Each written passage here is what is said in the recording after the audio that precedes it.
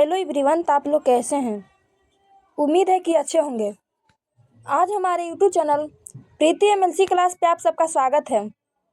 आज हम class 12th के पॉलिटिकल साइंस के ऑब्जेक्टिव क्वेश्चन लाए हैं, तो आप लोग शुरू से अंत तक देखिएगा।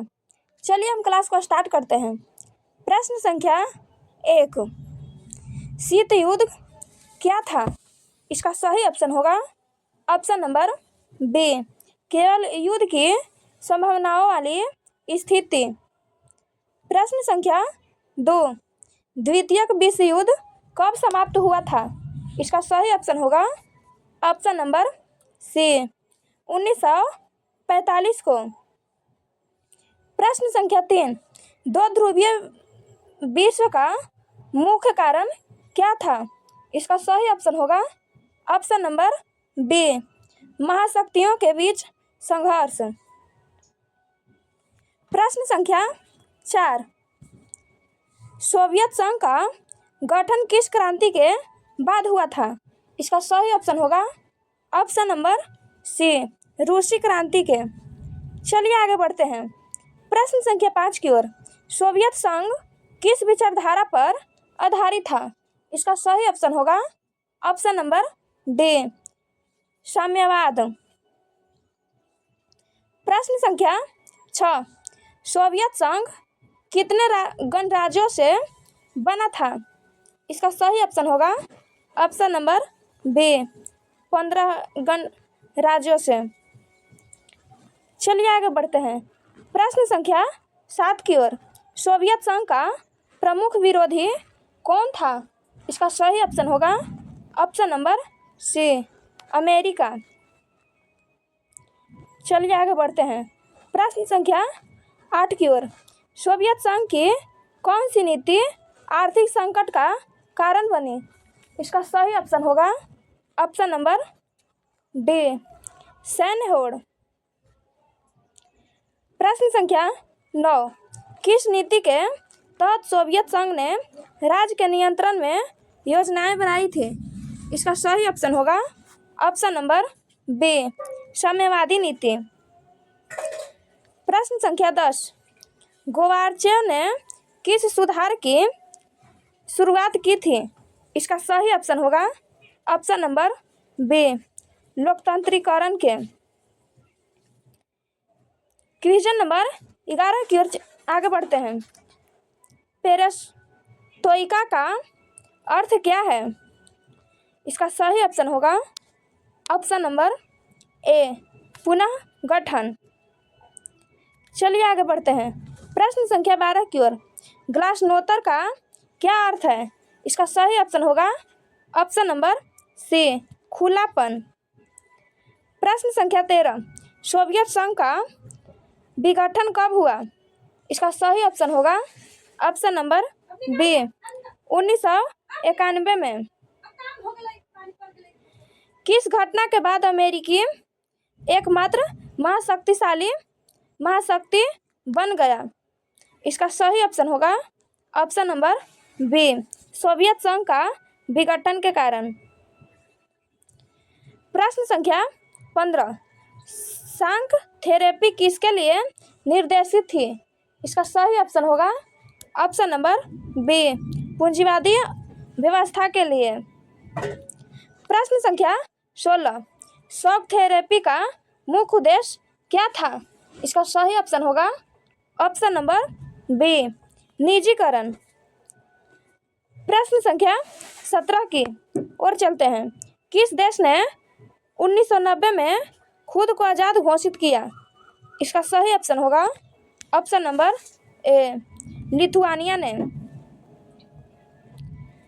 चलिए आगे बढ़ते हैं।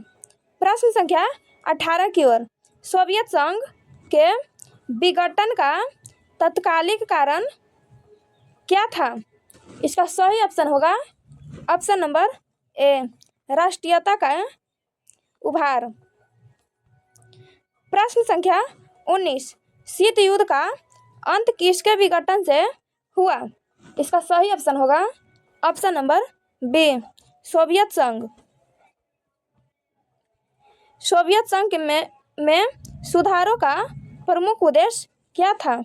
इसका सही ऑप्शन होगा ऑप्शन नंबर बी, आर्थिक पुनर्गठन। चलिए आगे बढ़ते हैं प्रश्न संख्या 21 की ओर। गोर्बाचेव की नीति का मुख्य विरोध किससे था? इसका सही ऑप्शन होगा ऑप्शन नंबर सी, पूर्वी यूरोपियन देश से था। सोवियत संघ का सबसे बड़ा आर्थिक सहयोगी कौन था? इसका सही ऑप्शन होगा ऑप्शन नंबर बी, भारत। चलिए आगे बढ़ते हैं प्रश्न संख्या 23 की ओर। सोवियत संघ के विघटन के बाद कौन सा संगठन बना? इसका सही ऑप्शन होगा ऑप्शन नंबर सी, CIS। प्रश्न संख्या 24। सोवियत संघ में किसका प्रभुत्व था? इसका सही ऑप्शन होगा ऑप्शन नंबर सी, रूस का। शीत युद्ध के दौरान अमेरिका का सोवियत संघ के बीच संघर्ष का मुख्य क्षेत्र कौन सा था? इसका सही ऑप्शन होगा ऑप्शन नंबर ए, यूरोप। चलिए आगे बढ़ते हैं प्रश्न संख्या 26 की ओर। सोवियत संघ की विफलता का मुख्य कारण क्या था? इसका सही ऑप्शन होगा ऑप्शन नंबर सी, आर्थिक असफलता। प्रश्न संख्या 27। किस वर्ष सोवियत संघ के विघटन की घोषणा की गई? इसका सही ऑप्शन होगा ऑप्शन नंबर बी, 1991 में। प्रश्न संख्या 28। सोवियत संघ की किस नीति का पश्चिमी देश ने स्वागत किया? इसका सही ऑप्शन होगा ऑप्शन नंबर सी, गोर्बाचेव की नीति। चलिए आगे बढ़ते हैं प्रश्न संख्या 29 की ओर। किस घटना को शीत युग का अंत माना जाता है? इसका सही ऑप्शन होगा ऑप्शन नंबर डी, सोवियत संघ का विघटन। शॉक थेरेपी के दौरान कौन सी प्रणाली को समाप्त कर दिया गया? इसका सही ऑप्शन होगा ऑप्शन नंबर ए, साम्यवादी प्रणाली को। चलिए आगे बढ़ते हैं प्रश्न संख्या 1 की ओर। समकालीन विश्व में वर्चस्व का क्या अर्थ है? इसका सही ऑप्शन होगा ऑप्शन नंबर सी, शक्ति के एक केंद्र का होना। प्रश्न संख्या 2। एक ध्रुवीय विश्व कब शुरू हुआ? इसका सही ऑप्शन होगा ऑप्शन नंबर सी, 1991 में। प्रश्न संख्या 3। प्रथम खाड़ी युद्ध का कारण क्या था? इसका सही ऑप्शन होगा ऑप्शन नंबर बी, इराक का कुवैत पर हमला। चलिए आगे बढ़ते हैं प्रश्न संख्या 4 की ओर। प्रथम खाड़ी युद्ध को और किस नाम से जाना जाता है? इसका सही ऑप्शन होगा option number B, operation desert storm. प्रश्न संख्या 5। ऑपरेशन डेजर्ट स्टॉर्म किसके खिलाफ था? इसका सही ऑप्शन होगा ऑप्शन नंबर ए, इराक के। प्रश्न संख्या 6। 9/11 हमले के मुख्य योजनाकार कौन थे? इसका सही ऑप्शन होगा option number B, Osama bin Laden. चलिए आगे बढ़ते हैं प्रश्न संख्या 7 की ओर। 9/11 के हमलों में कितने विमानों का उपयोग किया गया था? इसका सही ऑप्शन होगा ऑप्शन नंबर सी, 4 विमान का। प्रश्न संख्या 8। अमेरिका का रक्षा विभाग कहाँ स्थित है? इसका सही ऑप्शन होगा ऑप्शन नंबर बी, पेंटागन में। प्रश्न संख्या 9।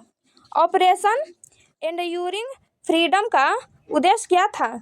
इसका सही ऑप्शन होगा ऑप्शन नंबर बी, आतंकवाद के खिलाफ युद्ध।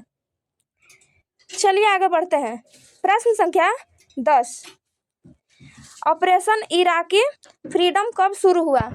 इसका सही ऑप्शन होगा ऑप्शन नंबर बी, 2003 में। आज का सेक्शन हम यहीं पे समाप्त करते हैं।